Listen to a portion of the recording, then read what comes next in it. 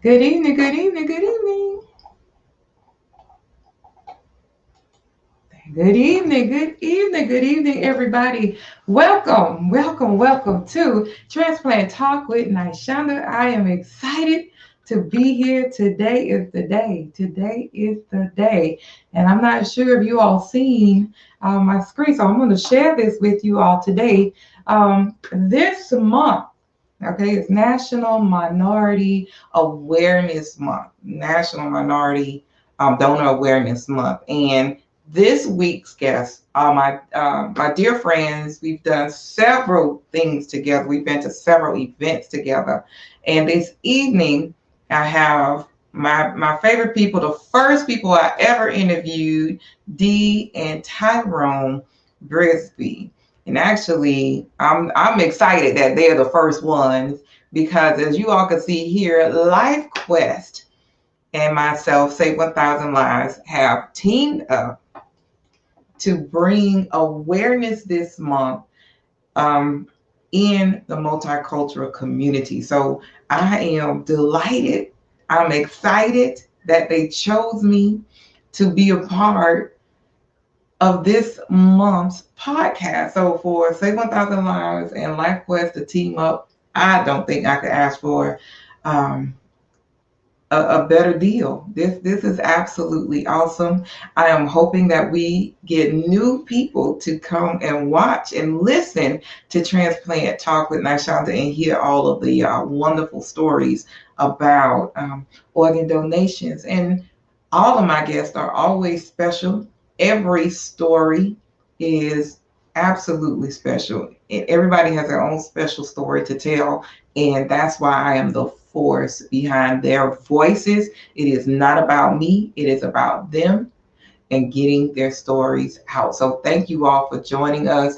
And if you are new to the show, I would love to hear where everyone is from. If you all could type that in the comments, I would love that. Okay, so just tell us where you're from.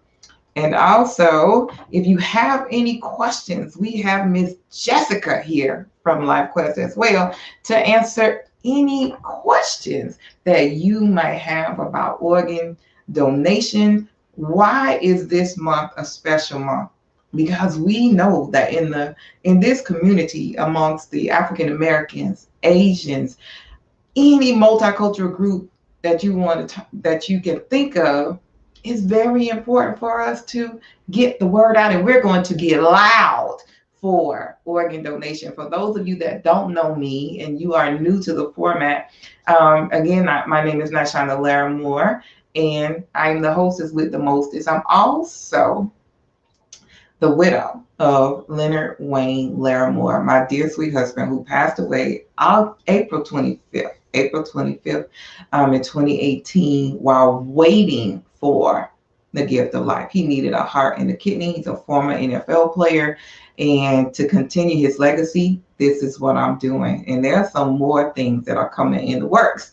But as of right now, we're going to get this podcast started, and we're going to bring on our special guest. Hello, everybody. I'm so excited. Hello. We're going to bring on our special guest. But what I also want you to do is, if you are new to here, okay, I would like for you to text, tell, and tag somebody about this broadcast. So I want you to do those three T's: text, tell, tag somebody. And then I also want you to share. So if you would not mind doing all of those things to get the information out, I would greatly appreciate it. Hello, Tanya. Hello. Please say hello, everyone. Please say hello.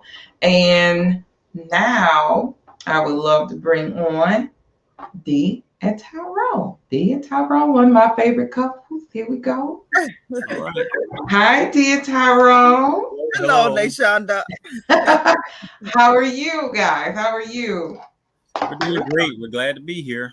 I'm I'm glad you're here. I'm glad you all are the first guest for this month's Donor Awareness Month. It's absolutely important to be able to get this word out because you all know how many people are waiting for the gift of life. We know we have over 100,000 people that are waiting. for a life-saving transplant, and that is a lot. That's a lot of people that we need to have service. So for those of you that don't know Dean Tyrone, give us a little bit about yourself. Who are you? Uh, my name is Tyrone Brisby. It's my wife, Demetrius Brisby. Everybody calls her Dee. I was diagnosed with congestive heart failure roughly 7.5, 8 years ago. I was diagnosed with my first heart attack in my late 30s. In late 30s, I had my first heart attack, and I was a plumber. I retired from basically being a plumber when I was diagnosed with congestive heart failure. And I went through the basic, typical things of losing weight, not enough energy, I couldn't breathe, and my heart was twice the size of a normal heart. The valves were leaking, and my only hope for life was the gift of life, and that meaning I would have to have a heart transplant. And that was at age 51, and I'm 58 now. So actually, the 19th of this month would be 7-year anniversary for post transplant for me. So we're right around the corner from 7 years. And That's I awesome. thank you. And I definitely keep in contact with my donor family. That's Tina and Jeff Roger. And my donor name is Okay. Kyle Roger. Mhm. And he was 14 years of age, and he died in a tragic car accident. But by him wanting to be an organ donor at age 14, his parents honored his wish after he passed in a terrible car accident. Because he was too young to actually register to become an organ donor, so they had to have parents' consent in order to carry out his wishes. Which basically Kyle said yes, and their parents said yes, so that was a double yes that made it happen. So And we know that there's also a disparity. We have disparities with why a lot of African Americans won't become organ donors. And we talk about it all the time. Well, we talk about the myths. And we know that Kyle, yes, he was 14, but he was also, a Caucasian young man as well. correct. And one thing I like to let people know is sickness and disease do not discriminate. They do not discriminate, none whatsoever. And you would not be here with us today if they did not say, or if they did not honor his wishes. You might not be here today if they thought, no, my son's heart can't go into, someone else, or if Right. it's African American, or if it's an Asian. And those are some of the things that we want to definitely, hit on and talk about today. What did that do for your life? How did receiving the transplant from Kyle change your life? It changed my life in many ways. It actually gave me a quality of life back because as I was going through congestive heart failure, your quality of life was somewhat taken away from you. I mean, you become dependent on everyone when you're used to being so independent. All that is slowly taken away, and sometimes faster for others. Um, it changed my way of life a lot. Basically, when I found out Kyle's age, Mm, I was 14. At that time, I think I was 50, but I mm, actually received the transplant at 51 when I was mm, diagnosed. mm, And I went into what they call survivor's guilt. I mm, felt as though I had lived 50 years, and here's a young man that hadn't got to live at all. So mm. when I found out his age, it took me a couple of years to deal with that, Right. because I Right. had a heart in my body that was younger than our youngest son. Because at the time, I think our youngest son was 16 at the time, and I Mm-hmm. had a 14-year-old heart. I mean that weighed very heavy on my mind at that time. It really did. Right. Right. I'm sure it did. And involving myself more and more in this area of work, we learned that mental health is also, very important and things that we should talk about. And it became a huge deal even just recently in the Olympics, Yes, right? yes, it did. So, whether it affects you as an athlete or it affects you as as a person that's waiting for the gift of life, it is something that should definitely be mentioned, you know. So how you say you struggle with receiving Right. how That's receiving. Yes. mhm. And I can only imagine, but I remember you sharing this before the that you all had talked about, or you asked for it, or I don't know, I don't want to say it wrong. So what was the how did you word it when you said it was a young heart? When I had to encourage him before he got his heart, he kept saying he wasn't going to live to get the heart, or he wasn't going to live. And I kept saying, yes, you are. Yes, you are. And then I told him I prayed for a young heart so he could live a long, prosperous life. Mhm. So, because he still had, a family and, the kids and the grandkids. And so, I mean, once he got his heart, and I looked at him once they woke him up in the hospital and he Mhm. was laying in the bed, and I looked at him and I said, how old is your heart? No, I asked the doctor. I remember. I asked the doctor, I said, excuse me, sir, how old is his heart? And he said 14. And I could have fell on the floor because I didn't know that was actually going to happen. You know how you just speaking something so Yeah, just to encourage him, just to, to right, let him know that, hey, you're gonna live. right. God know that, you're gonna live. I really didn't know what age he was Mhm. gonna get. Mhm. Far as the heart, I just was shocked that it actually happened, and not I wasn't praying that somebody, pass away either Mhm. for him to live. I wasn't praying like that. I was praying that he, live and get a heart, but just a young heart, not knowing, you know, not Right, knowing. right. And I know all about being a caregiver.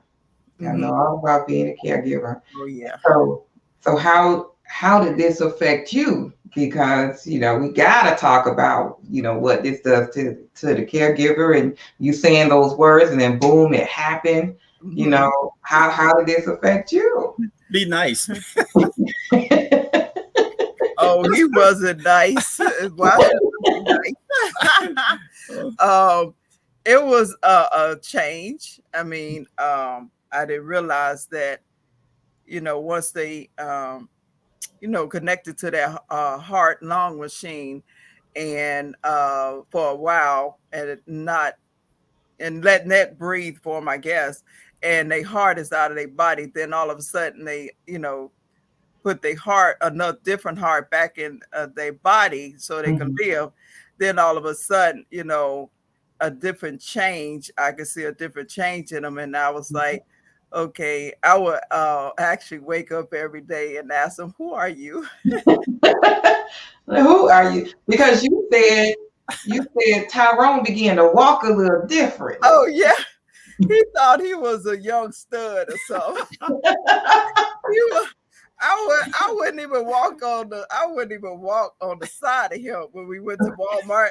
I would walk in the back of him, and I Mm. would look at him. I'm like, who he think he is?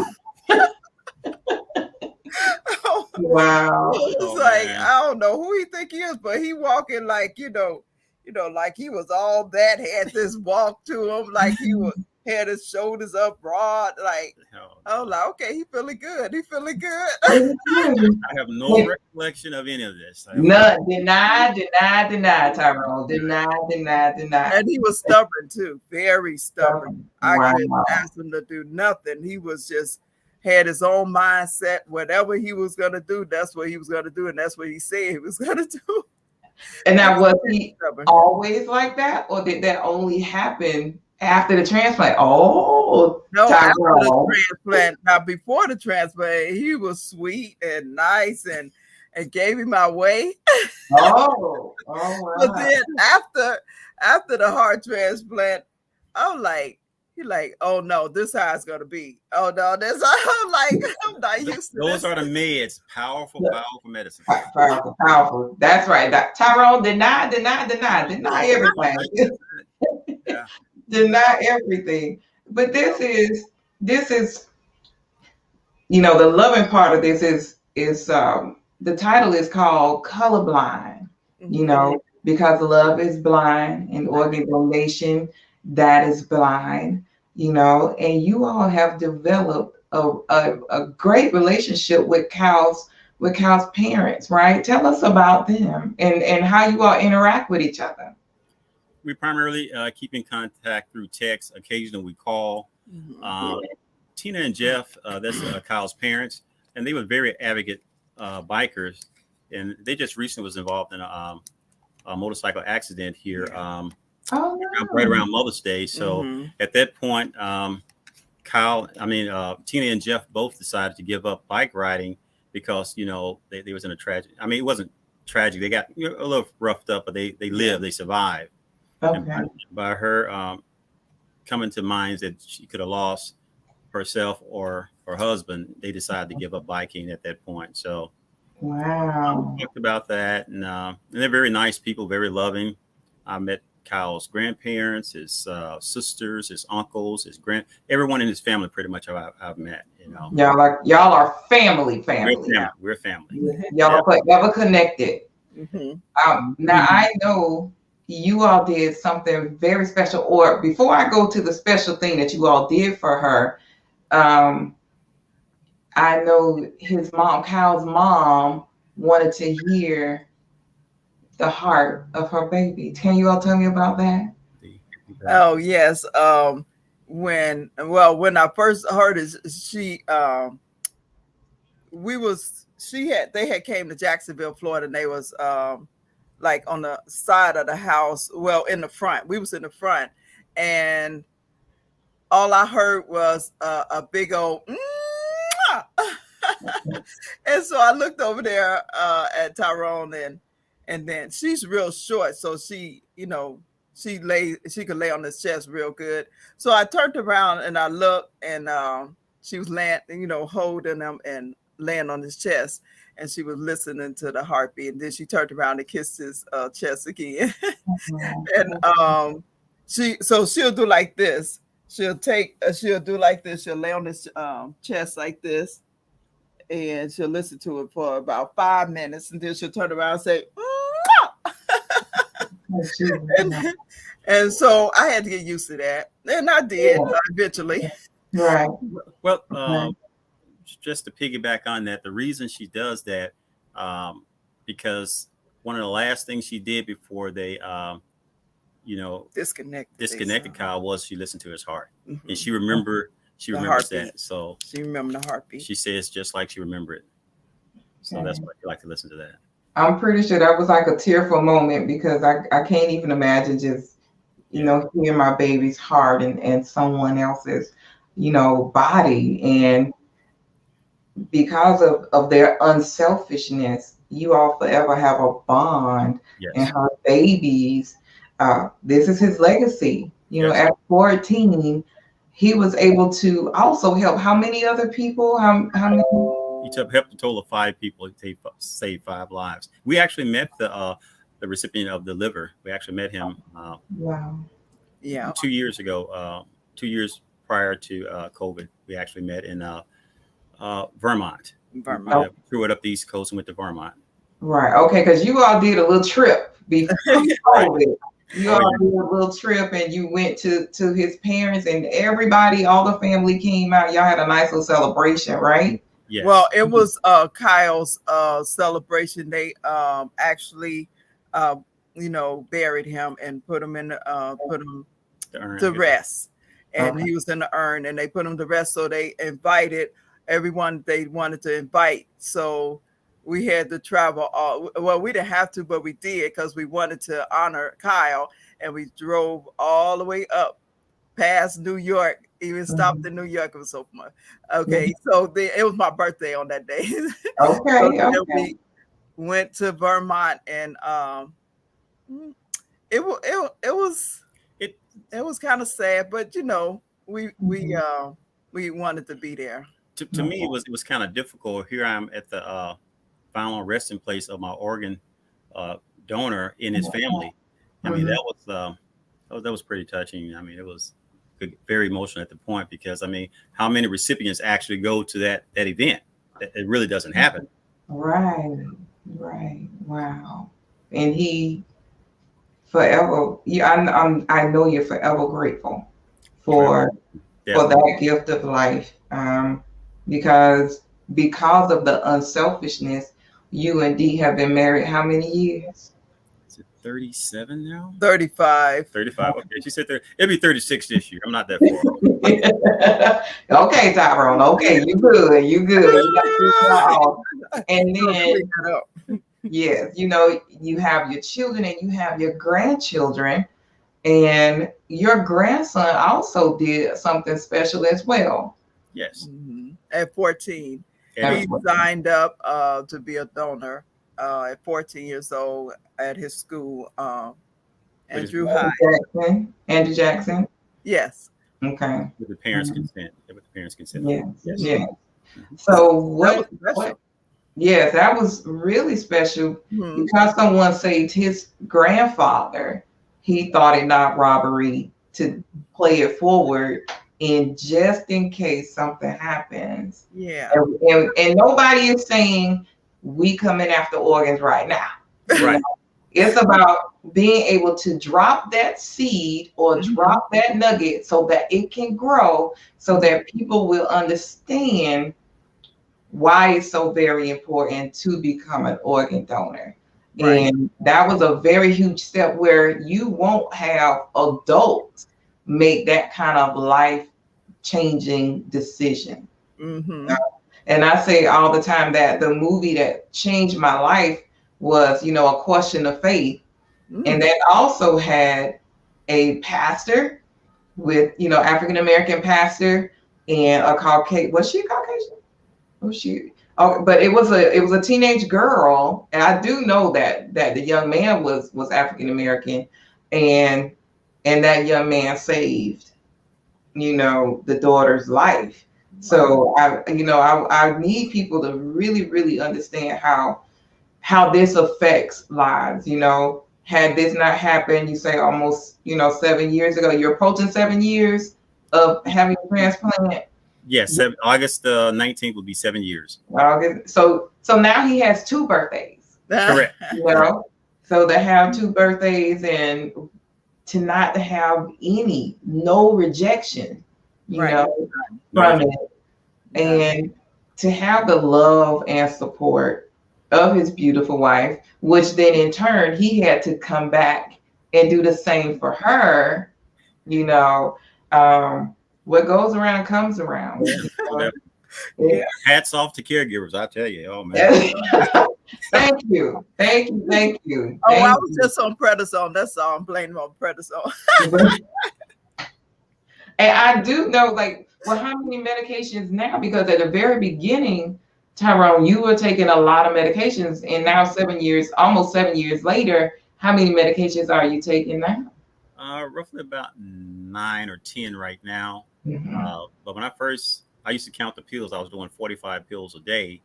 But now I think I'm right at 20, 21 a day. So it has gotten better. Wow. And so for people that don't understand what the medication that you need to take every day, the immune suppressant, the autoimmune suppressant. Yes. Right. And so that is something that you will have to take for the rest of your life.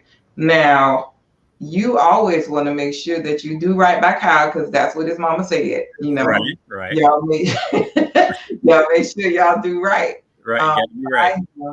And it's a wonderful feeling. I would really hate for people to not cherish this gift, because it's a special thing, and it should not be thrown away, So, I see everybody's asking these questions. Let me tell you something.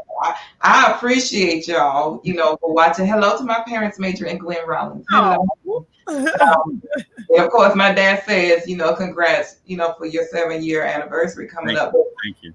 Can you imagine the number of people if everybody understood how this works, And we do have Jessica here because again, y'all, we have Jessica here, which is it's an honor because she can answer any questions that anyone might have. And so I want to bring her on, and I want to say hello again while I bring her on to, hey, Sid, hey, Derek, hi, Cedria, and hi, Sonia, and TJ and Karen and Tanya again. So I want to say hello, and Steve, hello, my friend. Again, we got to talk. I'm calling you. Right there.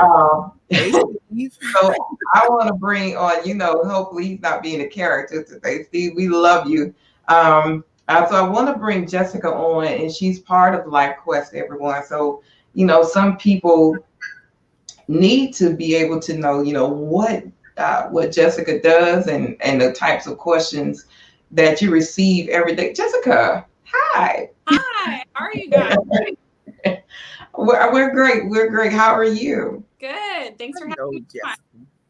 Yes. Again, thank you all for this opportunity to just even make the audience even bigger, to kind of grow in this community, especially now during the month of August. So we want to keep growing. On the average, can you just tell us a little bit about you before I throw questions at you? Yeah, absolutely. So I am the public education coordinator here at Lifequest. So what I'm doing is just trying to bring awareness to our community here. I'm in Jacksonville, but we have people all the way over to the Panhandle in Pensacola and then down through Gainesville. Just trying to bring awareness of what's going on and about the truth of organ donation and transplantation. Okay. And so your job is to go out to the schools. And how do the students, because that's important to me, how do the students receive you? Do they ask you a ton of questions, or do they give you the pushback of, my parents said, no, don't become an organ donor? A little bit of both. So I go into the schools and just to talk to mostly the students that are about to get their driver's license, the ones that are asked, are you going to be an organ donor for the first time? And this, is most of the time they've never even thought of it or heard of the question. So when I talk to them about donation, there's a lot of big eyes when you look out into the classroom because they have no idea. They haven't formed an opinion because they've never really heard about it. Right. And it's been very interesting listening to their questions because some of them are so thought through that it's wonderful to be able to answer, break down the myths or just to answer the questions that, hey, I've never heard of this. Tell me a little bit more. Right. And I do know, and I said that this is one of the things that I wanted to tackle and kind of change, because while students are taking driver's ed, it might be a paragraph that mentions, hey, become an organ donor. Like it's just a small part of that that I think the book might be the book has changed since I went to school. So but it's still a small section that talks about organ donation. Right. So it's not focused on enough to be able to actually have that conversation. But I do know that when I've gone into the schools, some of them let me know, yes, this person in my family needed an organ, or they might have lost someone because of, they were waiting for, organ donation. But the kids are really more, they're more receptive to, becoming organ donors. What have you found? So I think that by giving them the facts, saying, this is how the process works, they're able to kind of form their own opinion. And our point to go in is not to force anybody to do anything, but to instead give them the tools to make their own decision. And say to them, if you chose already to not be an organ donor, you can change that. And that is all an opportunity for everyone, that they can go online or go to their tax collector's office and change, whether or not they're an organ donor. Okay, so I've heard this, and these are some of the students from my school. They went to get their driver's license and they had every intention on becoming an organ donor. And they told me the clerk told them, no, don't do it. Mm. Yeah, we are working on making sure that all of the tax collectors have to ask the question and put it in a positive light. Because if they go there and they don't know, and the tax collectors could push them in a certain direction. Mm-hmm. Trying to educate not only the students, but also the people on the front lines asking the question to such a huge population. Right. So that is a part of my job as well, making sure that, you know, the right people are in those seats asking the question in a way that, you know, their opinion is not pushed on to the children as well. Right. Because he said, I wanted to do it, but the moms then said no. Yeah. So, you know, we get a lot of, you know, the kids become very disappointed then. And, you know, everyone does not know that it does not have to be part of your driver's license. Can you reiterate to that? Yeah, absolutely. So you don't have to have an organ donor on your driver's license and still be an organ donor. So if you don't want to have the heart set there, you don't have to. But you can still be an organ donor and it can be shown online. Because some people just really don't want other people to know, and that's okay. That's a part of your privacy. Right. And I've also learned that you can, I would say, itemize maybe which one you would like to donate as well. Can you speak to that? Yeah, absolutely. So you can choose what organs you want to be donated along with your tissues. We recommend that everyone, you know, selects everything. But if you know, are say, I very much don't want my heart donated, you can mark that online as well. Okay. And that was, I didn't know that, you know, until getting involved in this and to learn that that was even an option. And I just want to pose a question to everyone that's watching right now. How many people watching are living, not, I guess that's a good question, living donors, or you are an organ donor? So I would love to know if anyone's watching, are you a living donor, or if you are an organ donor?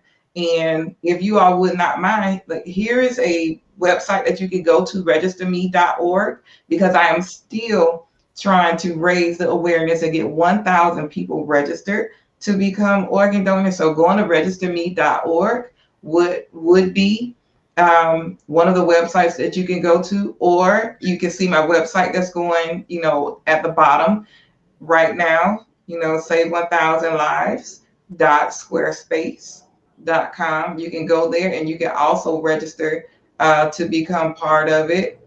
And yes, thank you. Cedria, she's a registered organ donor, and Cedria also has a wonderful story.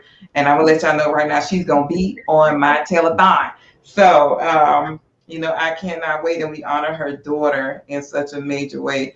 I again did not want to hold everybody, you know, long.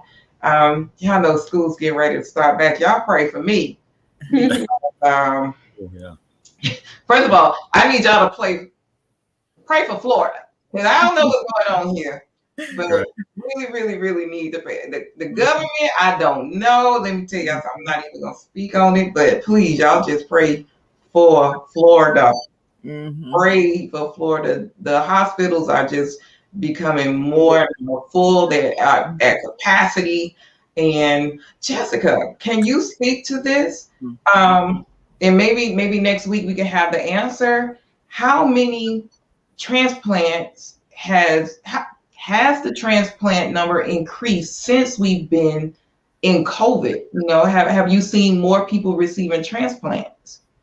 I would have to look that one up. I know that there has been a lot of changes in the hospital because of COVID, so that has caused all sorts of different, you know, issues and delays to come up. But I don't have an exact answer on that. But I can get that for next week. Okay, so yeah, so Jessica's going to be with us all month, maybe. Yeah. Okay, great. Hi. So those of you that are watching, you come back next week.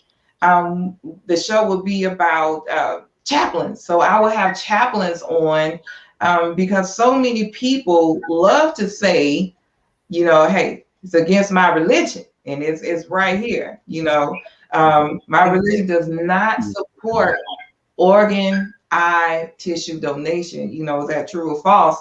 And so hopefully next week, those special guests that we have, we're going to tackle that, because I always want to know how do you think, like, when you pass away, your organs aren't going with you. So I need people to really understand that, and they're not going to regrow. They're not going in the ground. And you just become an organ donor. Just really become an organ donor and help save lives. And Jessica, I do want you to just kind of tell the audience how many people is saved when they can possibly save once they become an organ donor. So as an organ donor, you have the opportunity to save 8 lives. 2 kidneys, 2 lungs, heart, liver, pancreas, intestines. You have the ability to save so many people. And that doesn't include all your tissues and ligaments and heart valves that also can go along too. So being an organ donor, you can save so many people.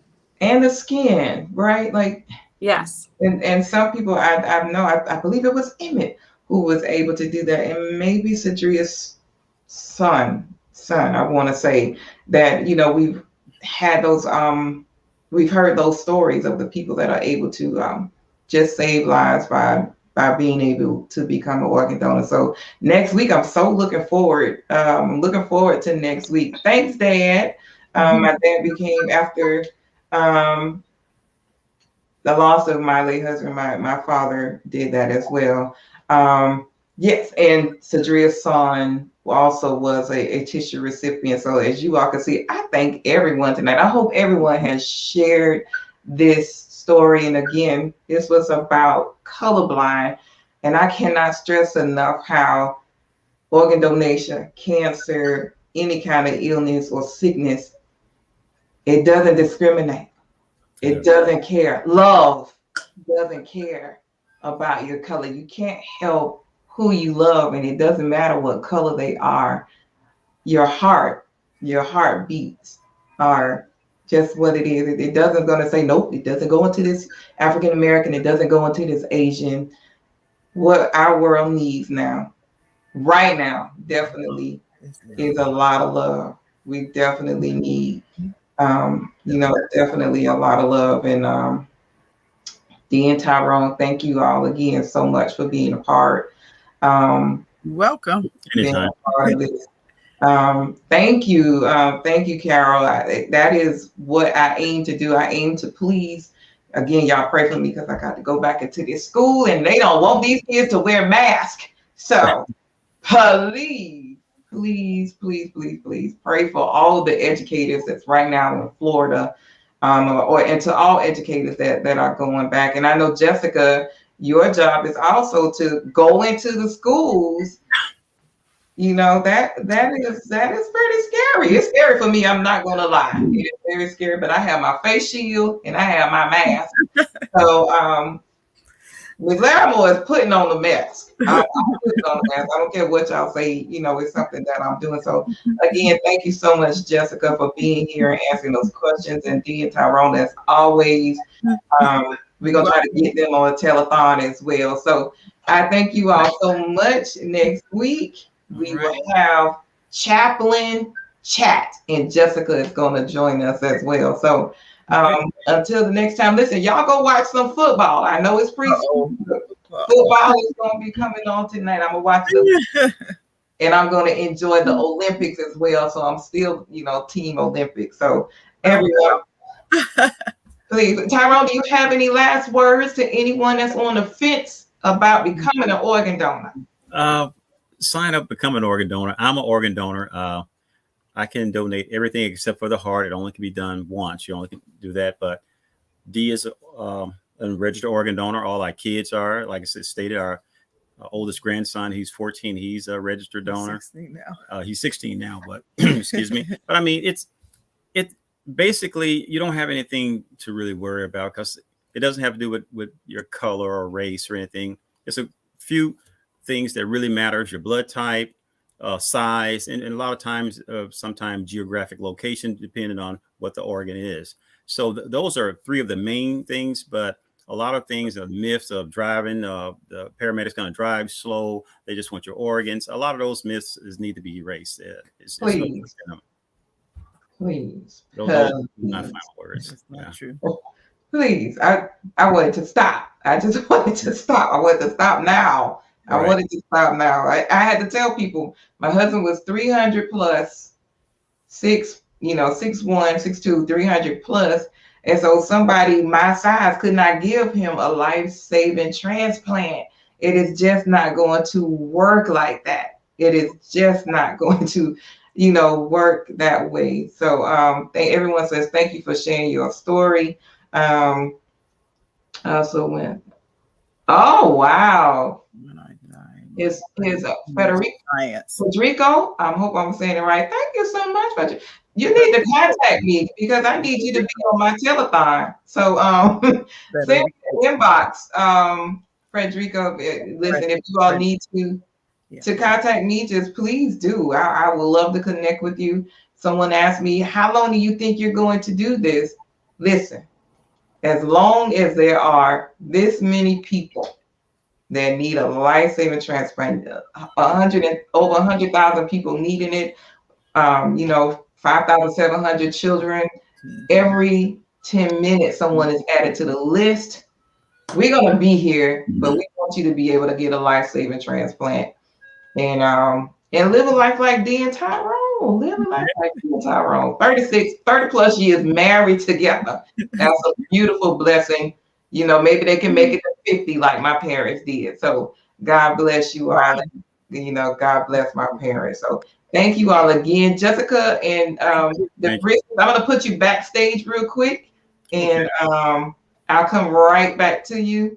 And again, thank you all again for watching Transplant Talk with Nashana. Next week, again, we're looking at we're doing a chaplain chat. So I'm excited about that. And then also we're going to do my telethon on, that's right, August 21st from 4 to 9. So I am reaching out to people to ask them to be a part of it. Donor families, living donors. If you got a story, I want to be able to tell it. I'm trying to go across the country. So we're going to hit California, wherever we can. California, Colorado, Chicago, Atlanta, Florida. We're trying Texas.